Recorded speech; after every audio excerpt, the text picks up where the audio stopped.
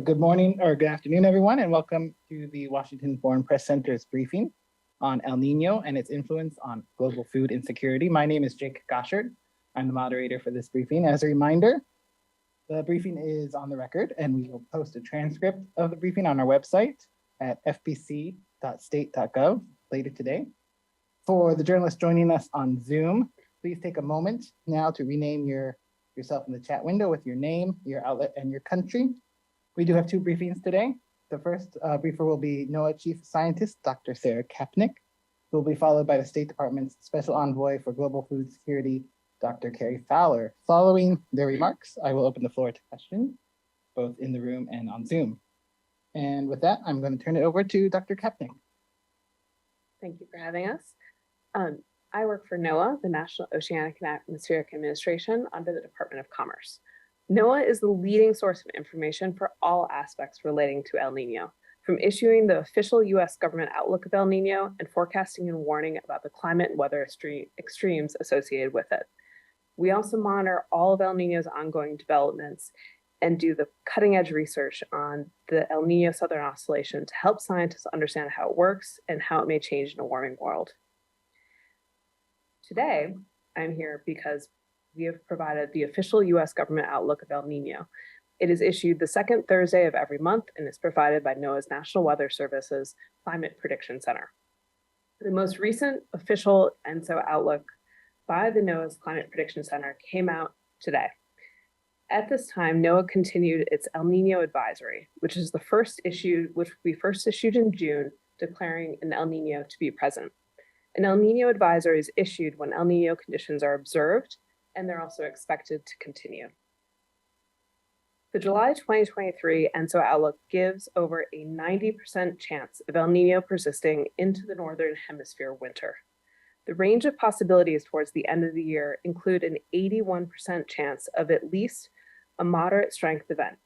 This is defined by a seasonal El Nino 3.4 index value of at least 1 degree Celsius of warmth, with around a 50% chance of a strong El Nino, which is above 1.5 degrees Celsius.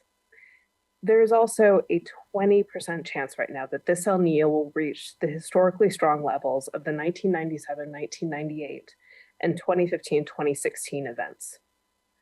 A historic El Nino event is defined at least 5 consecutive 3-month periods with ocean temperatures of at least 0.5 degrees Celsius above average in the Central and Eastern Pacific Ocean. There still remains a 3 to 7% chance that an El Nino will not reach this threshold. The July outlook that we put out today is an extremely important one because compared to outlooks made earlier in the year, June and then into July right now have the higher prediction accuracy for the evolution of El Nino into the coming months. While El Nino's influence on U.S. climate patterns is not as strong in summer and autumn winter, it is still associated often with average precipitation increases in the Gulf Coast and below average precipitation across the northern tier of the contiguous United States. Around the world, we also see above average precipitation values often in Central and Eastern Pacific, the Greater Horn of Africa, coastal Western South America, southern tiers of the US, Central Asia, and southern Brazil and Uruguay. We often see in past events below average precipitation across the maritime continent in the Western Pacific, Australia, parts of India with below average Indian monsoon levels, Africa Sahel, Northern South America, Caribbean, and Southern Central America, as well as Southern Africa. However, I want to make clear that that does not guarantee that that is what is going to happen. These are the averages that have happened in previous El Ninos, and it's really important that we are first forecasting the El Nino, and then we are watching what the impacts will be. In addition to the El Nino outlook that we put out, I also want to comment that we also put our understanding of June. We reported today that June was the hottest on record, 0.13 degrees more than the previous record in June of 2020, at a temperature of 1.2 degrees Celsius above pre-industrial levels.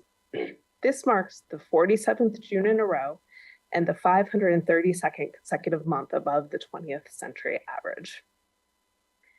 For the rest of the year, we are looking at likelihood that this will be on one of the 10 warmest years of 99% chance.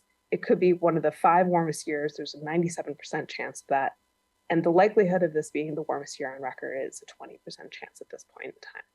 So we have the El Nino developing, the warmth in the ocean. There are impacts around the world that we should be watching out for, in addition to this background of extreme warmth around the world that we are also seeing. Thank you.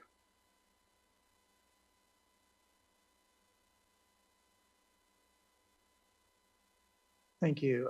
It's really an absolute pleasure for me and for the State Department to be collaborating with NOAA and Dr. Kapnick. I will tell you that we're in close collaboration. We communicate frequently, and as you heard from her rather sobering report, we have a lot to talk about.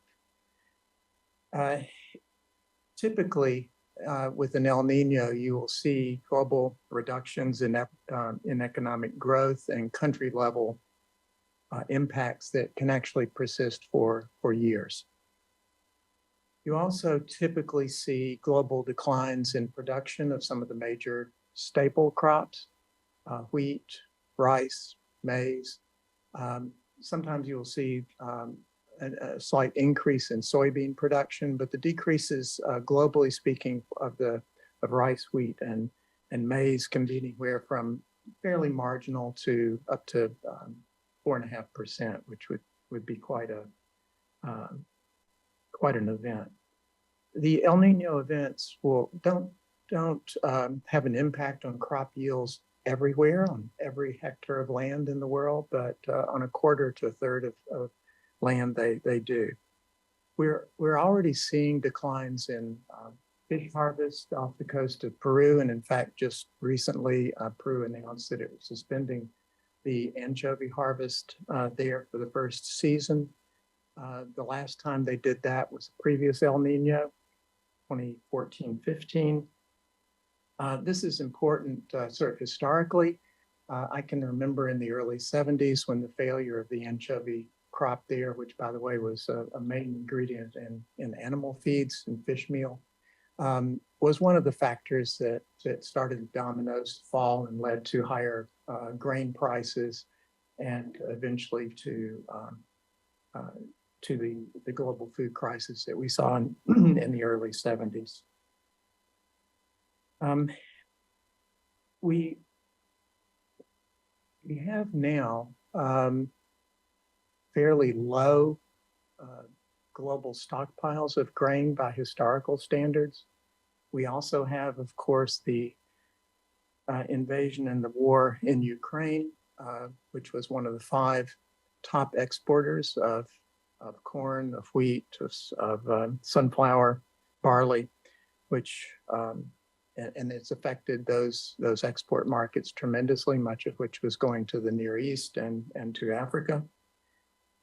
And you could expect in this kind of situation that with global stockpiles at low levels, you would see more price volatility and see regional and local shortfalls. These could be in our future. From a food security perspective, I'm most concerned, and we're keeping a particularly close, watchful eye on Southern Africa, on Central America, and Southeast Asia.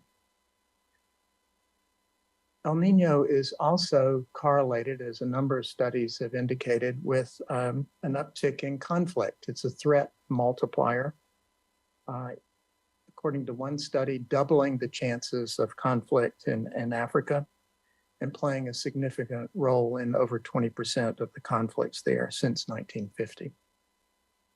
Warmer, drier weather in the tropics reduces economic output. It affects individual productivity, and it, of course, intensifies the competition for scarce resources, especially where you have situations of ethnic fractionalization and inequality. Droughts, particularly those that persist over a multi-year period, 3 years or more, are very highly or more correlated with conflict and with food insecurity problems than otherwise.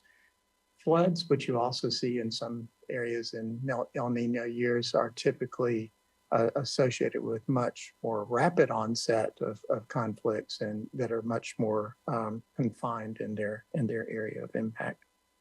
So everything I've said so far is not to say that these things are going to happen, that it's guaranteed by any stretch of the imagination, but I think it's fair to say that the odds have probably risen for additional food insecurity and conflict-related issues.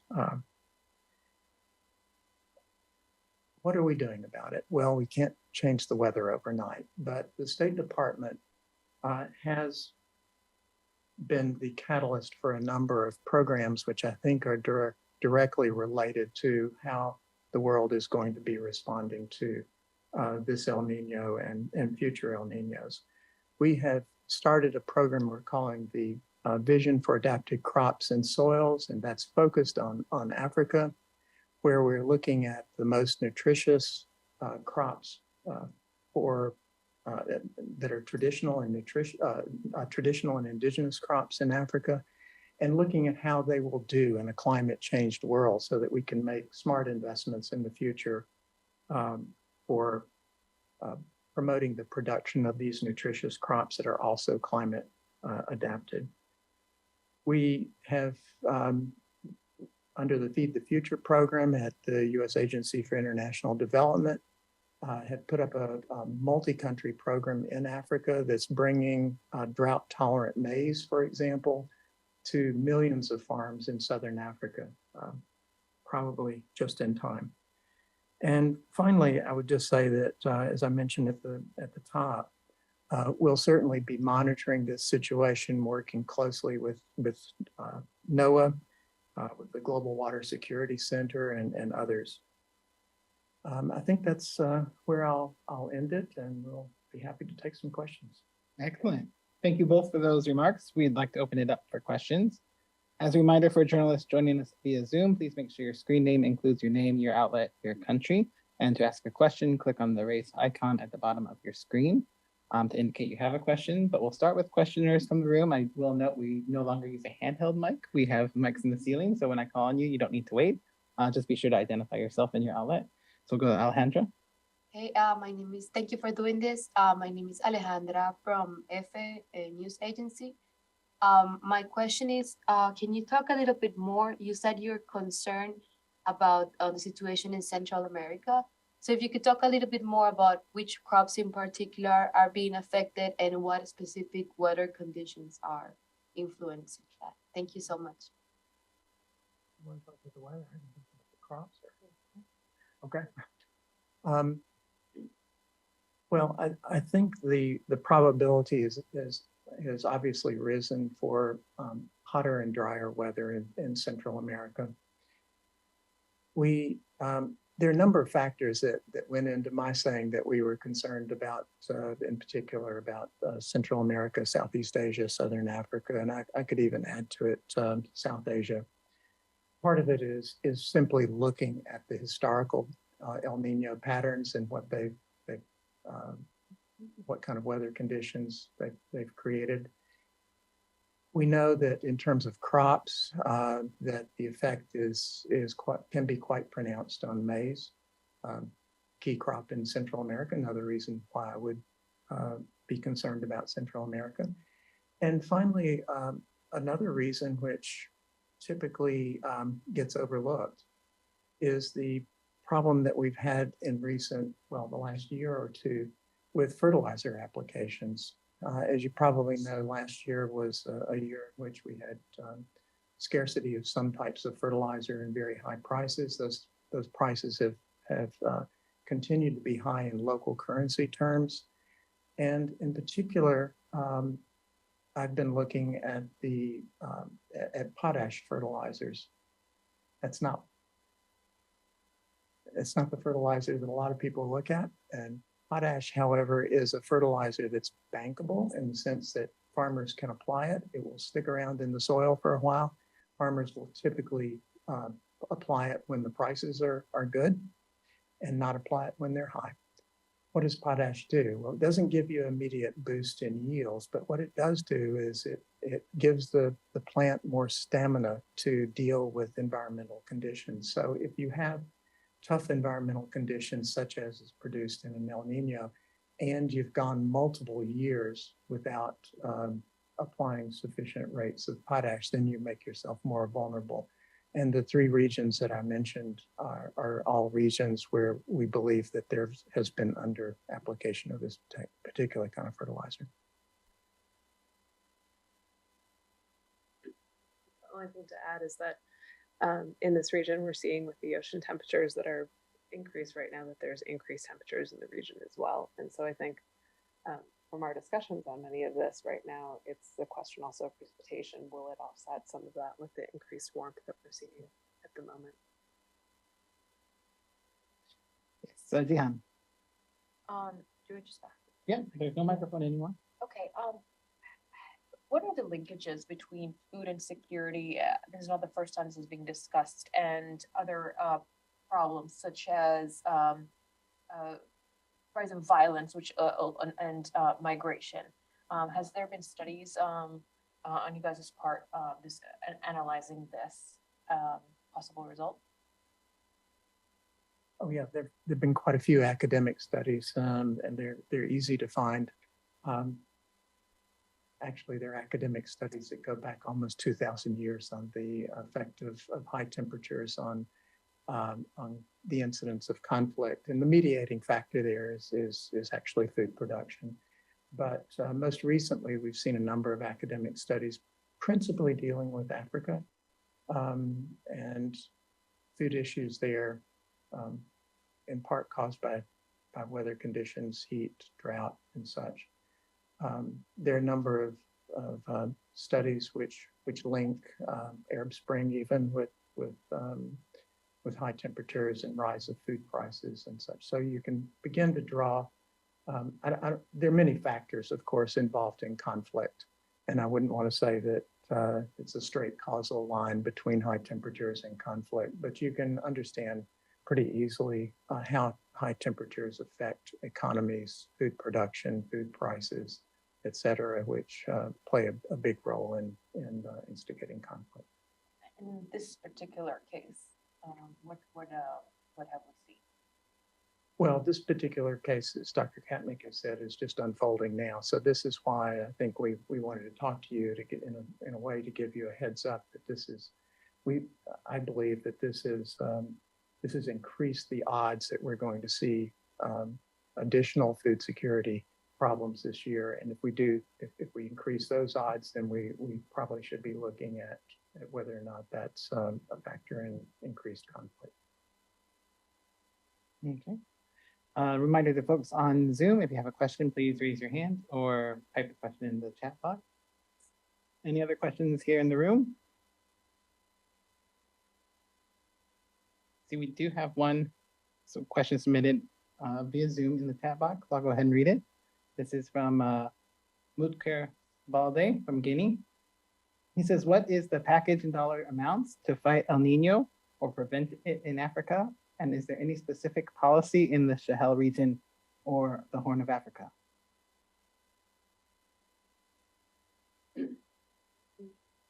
I will say that we, in the region, we have been working with USAID as well as with the State Department around early warning systems and developing out the information for predicting the El Nino, but also using that with the seasonal forecast in the region to have this weather and climate information in advance. And then we are providing that on the science side, and so then there's four sides. Okay. And then we did have one other pre-submitted question. I'll go ahead and read that. What does El Nino tell us about the importance of climate services? So on climate services with the El Nino, this is an important case study of what to do in terms of early warning. El Nino is one of the most predictable things in terms of understanding extreme years and predicting them months in advance. And there's predictability of 6 months, 9 months out, even longer in certain ways. And so we have advanced warning and knowledge that this is happening, that it is unfolding, that it's warming. I gave you all the percentages for different scales of the El Nino that we may reach. So it's an important thing of we have the information, we're producing this information, we have the scientific information and the different analyses of the seasonal forecasts that relate to it of precipitation and temperature. And the next step to actually take that and really realize the value of this, of having these warnings about the physical science side, is then translating that into all of the different impacts that we may see and planning in advance for the reactions to what those impacts could be from what we've seen historically, but also what we're starting to predict in the months and seasons to come. And that is where this partnership with state and our discussions are so important, is making sure that we don't hold the science and the science agencies to ourselves, and that we are making sure that we're having these discussions about what it can mean, so he can also be prepared as as this event unfolds. I'll just add that as long as we are in an era where we have more and longer extremes of weather, then from a food security perspective, what we have to be careful about and committed to is getting the fundamentals right. Fundamentals for food security are having healthy, fertile soils and adapted crops, adapted to both the weather and to market conditions. Fertile soils are soils that will help plants be more resilient. They will hold the water more and therefore better enable the plants to withstand drought. And of course, if you don't have adapted crop varieties in the field, you're stuck. So one of the things that the United States government, I think, is quite committed to doing, and we at the State Department are in partnership with the African Union and the Food and Agriculture Organization of the UN, to put more attention, bring more attention and more investment to the traditional and indigenous crops starting in Africa that have so much more potential to provide for food security in those areas. There's no preventing an El Nino, but there is, as Dr. Kapnick said, ways of predicting what's coming some months in advance, and for us to be giving you kind of an early heads up about what we should be looking for in terms of food security and conflict in the coming months. And we do have one question coming in from Zoom. Alex Ragofulu from the Tehran News Agency in Azerbaijan. If you could unmute yourself. Hey, Jake, thank you so much for doing this. And I appreciate both speakers for their time, especially Envoy Fowler. To what extent are the countries in Eastern Europe stepping up here to help to mitigate some of the consequences you just laid down?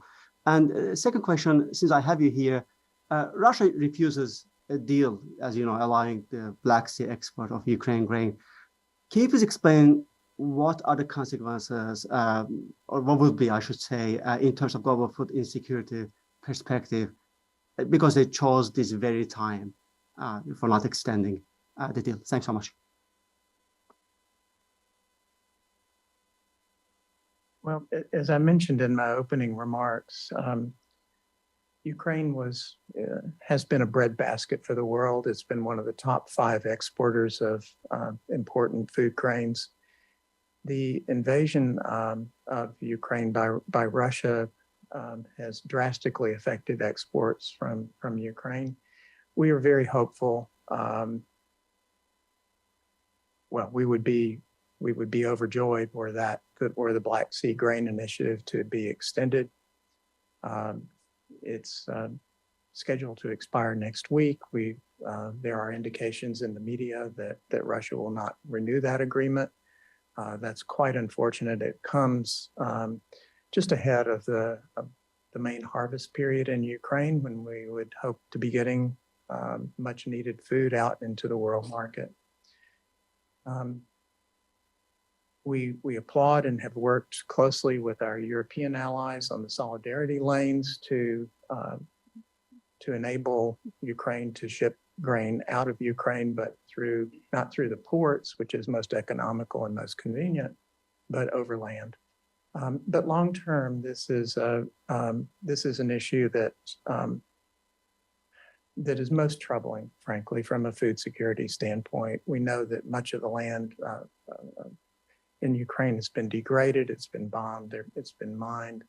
The farmers there are on the front lines, not just of a shooting war, but a war, but a food security battle as well. And in this kind of situation, I think particularly with the onset of El Nino, we need all of the food such as is being produced in Ukraine onto the world markets where it can satisfy a growing demand. Okay. We have one last question. Go ahead and introduce yourself for the briefers. Thank you, Jake. My name is Tuna Sanli from Turkish Radio Television. It is the public broadcaster of Turkey. My question is for you, Mr. Fodor. Turkey and the United Nations work closely and started the Black Sea Grain Initiative to let the world get millions of tons of grain and preventing global food crisis. And especially President Erdogan is trying to make sure the initiative continues by speaking to Putin. So how Black Sea Grain Initiative helped the world by preventing the global food crisis? And what do you want to say about Turkey's effort? Well, last year we saw almost immediately a very sharp spike in food prices when Russia invaded Ukraine and stopped ships from getting out of the ports. What I would say in regards to Turkey's role is it's been essential, and we counted very much on Turkey playing this positive role, and we expect it will continue to do that. And we wish it much, much success. Thank you. And seeing no other questions, I will turn it over to our briefers if they have any last thoughts they'd like to share with us. Dr. Fowler? So within El Niños are extreme years. Naturally, they happen as extreme years. So in the past many decades, warmest years of each decade, typically an El Nino year. El Niños, as a result, also serve as an understanding of what is to come as we continue to have climate change. There are warmer years in the next few years. They're often the warmest years. So they also give us a look into what we have in store as the Earth continues to warm. As such, it reveals the vulnerabilities. It reveals some of the issues in society that we become aware of when these things happen. And so right now is a key time to be able to be collecting this information, watching what's happening, understanding, and we will continue to advance the science to be able to have more knowledge of the physical information that we need. But then critically, we are working together with our other groups to be able to understand what those impacts are, to try and be able to build some resilience and adaptation, both within this year, but also the years to come. I would just close by reminding everyone that we have more than 800 million food insecure people in the world today. Interestingly, the amount of media attention that the global food crisis is getting has actually declined in recent months, fairly substantially. So I'm really counting on you in this room and online to keep covering this issue, to educate the public about the problem of global food insecurity. Please take a look at our website on the State Department to get information, but mostly I want to tout the NOAA website. If you go to noaa.gov and you click, as I do very often, on the little temperature icon on the left, you will see the latest updates on climate, including today's report that mentions that it describes how June was the hottest month on record for any June in the past. Also at the U.S. Department of Agriculture, there's FEWSnet, FEWS.net, which gives you an idea of how the food security situation, potential for famine is shaping up around the world.